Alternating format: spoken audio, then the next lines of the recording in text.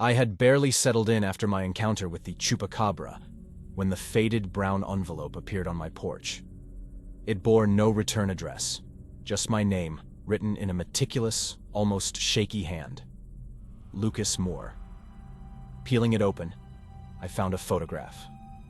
It displayed an unsettling scarecrow surrounded by wilted corn, with the barest hint of a shadowy figure behind it.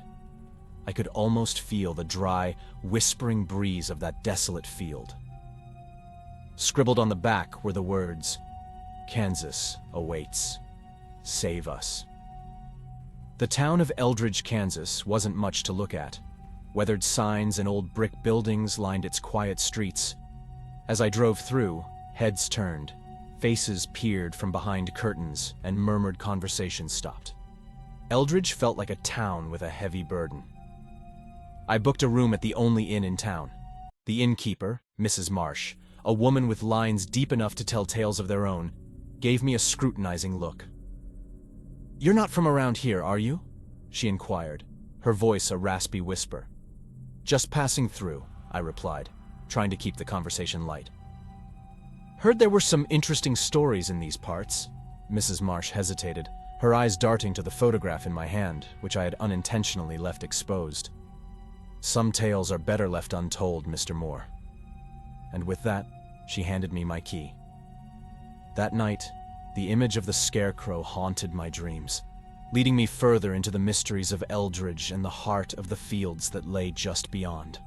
The morning sun cast golden beams through the sheer curtains of my room, pulling me from the grips of uneasy dreams. With the haunting image of the Scarecrow still etched in my mind, I decided to start my investigation where most locals would gather, the town's pub. The worn wooden sign outside read Eldridge Tavern. Inside, the scent of aged oak mixed with whispers of forgotten conversations. As I approached the bar, the bartender, a sturdy man with a grizzled beard and sharp eyes, sized me up. "What can I do for you, stranger?" "Something strong," I replied, "and perhaps a bit of local lore to go with it." A low chuckle rumbled from a corner table where a group of elders sat. One of them, a frail gentleman with a silvery mane, beckoned me over. "You wish to hear about the Scarecrow?" he asked, his voice filled with a mix of curiosity and caution. As the hours flowed, so did the tales. The Scarecrow, they said, had stood in those fields long before most of them were born. It had once been a man named Josiah Crane, a hard-working farmer, but one fateful evening, he was accused of a heinous act. The town's swift justice saw him hanged in his own cornfield. With his last breath, he cursed the town and all who resided in it. One of the women, her fingers adorned with multiple rings, added, "Every harvest moon, he returns, seeking vengeance. It ain't just some tale. My own great-aunt vanished one such night." The stories varied, but a common thread remained. The Scarecrow's victims weren't random. They all shared lineage with the accusers of Josiah Crane. Intrigued, I decided to delve deeper. The local library was my next stop, where I hoped to find more concrete information. The librarian, Clara, a young woman with a penchant for history, became an unexpected ally. "The town records have always been a bit selective about what they include," she said, pulling out dusty volumes from a restricted section. Together, we scoured through pages, piecing together the puzzle of the sinister Scarecrow. As the sun dipped below the horizon, I returned to the inn, armed with knowledge and more questions. The weight of the stories, the records, and the ominous fields in the distance pressed upon me. Tonight, I resolved, I would step into the heart of the maze and confront the legend itself. The darkness in Eldridge was unlike any I'd ever seen.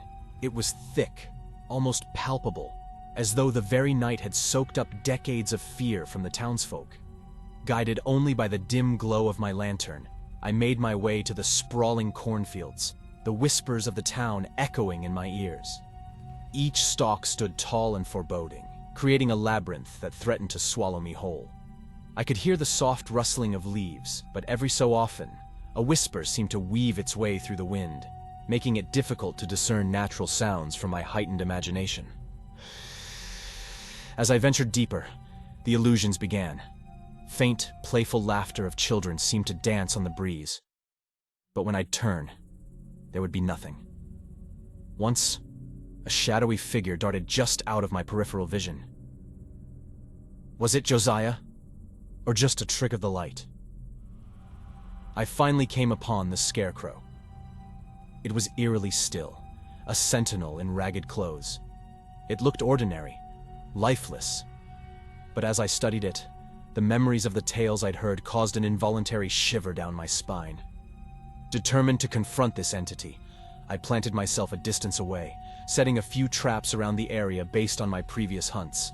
I took out a small bell from my bag, tying it to the Scarecrow's arm, a makeshift alarm for when it decided to awaken. Hours seemed to blend as I waited in the chilling silence, my senses on high alert. Every sway of the corn, every distant hoot of an owl, kept me on edge. And just as the doubt began to creep in, just as I thought the legends were nothing more than exaggerated tales, the bell began to ring. It started softly, almost hesitantly, but quickly grew into a frantic jangle. The Scarecrow, once slouched and lifeless, was now upright, its head tilting slightly, as if sniffing the night air. Gripping my lantern tighter, I steeled myself for what lay ahead, realizing that the tales barely scratched the surface of the enigma that was the sinister Scarecrow of Eldridge. The jangle of the bell became a frenzied anthem, a signal heralding the Scarecrow's awakening. My heart raced as it began to move, not with the creaky awkwardness of an inanimate object, but with an eerie fluidity that betrayed a dark intelligence. The moonlight, in its cruel clarity, revealed the Scarecrow's eyes, no longer dull, but glowing with a malicious red light. It fixed its gaze on me, its intentions clear.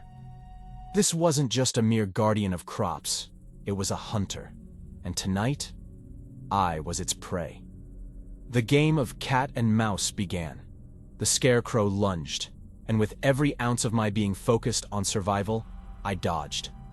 Each time it came close, the sheer cold emanating from it sent shivers cascading down my spine. I had to rely on every skill I'd honed from previous hunts. I lured it towards one of the traps, a net which sprung up, but the Scarecrow tore through it with shocking strength. I remembered the locket I had found, clutching it in my hand. As the Scarecrow closed in, I held it out, hoping it might recognize it and hesitate.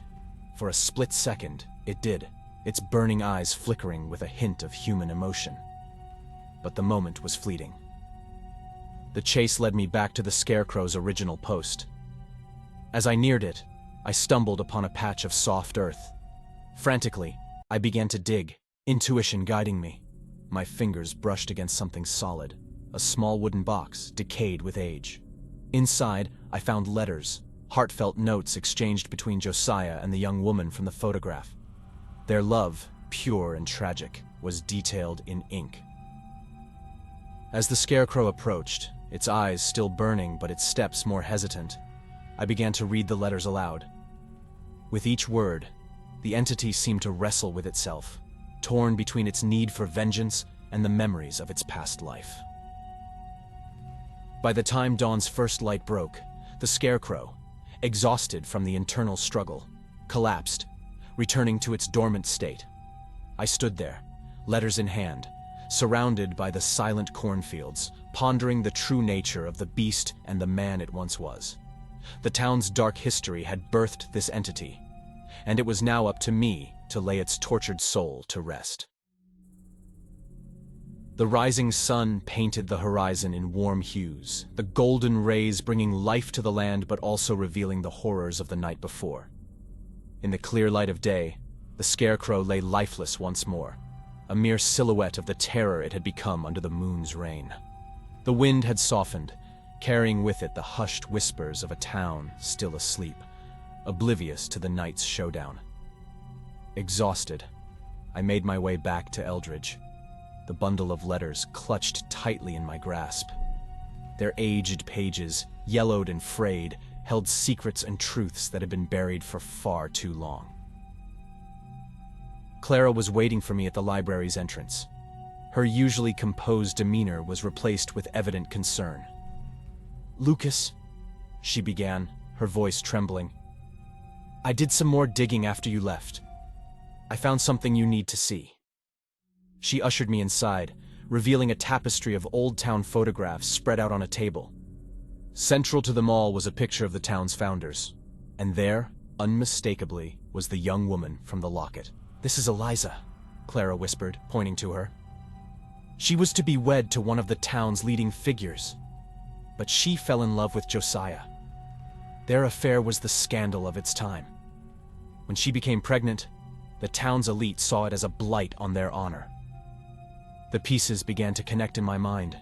Eliza's betrothed, fueled by rage and jealousy, must have orchestrated the false accusations against Josiah. The town, either complicit or deceived, had hung an innocent man, sparking the curse that would plague them for generations. We decided to present our findings to the town. The town hall, a grandiose building with tall windows and carved wooden doors, quickly filled with residents, their murmurs echoing through the chamber. Laying out the photographs and letters for all to see, I narrated the tragic tale of Josiah and Eliza, the love they shared, and the grave injustice that birthed the sinister Scarecrow. The room grew heavy with a mix of shock, denial, and sorrow. Generations of Eldridge residents had been haunted, not by a malevolent spirit, but by a grieving soul seeking justice. The town's elder, a regal woman named Mrs. Hawthorne, rose from her seat. Her voice, although shaky, carried a weight of authority. "We cannot change the past," she began, "but we must make amends. We owe it to Josiah, to Eliza, and to every soul that's been lost." A memorial was erected in Josiah's honor on the very spot he was unjustly hanged. The town came together, each person contributing in their own way. They gave Josiah a proper burial, placing the locket, the symbol of his lost love, upon his grave. As the sun set, casting a warm glow on the town, the air felt different, lighter. The Scarecrow's reign of terror had ended, not through violence or exorcism, but through understanding and justice.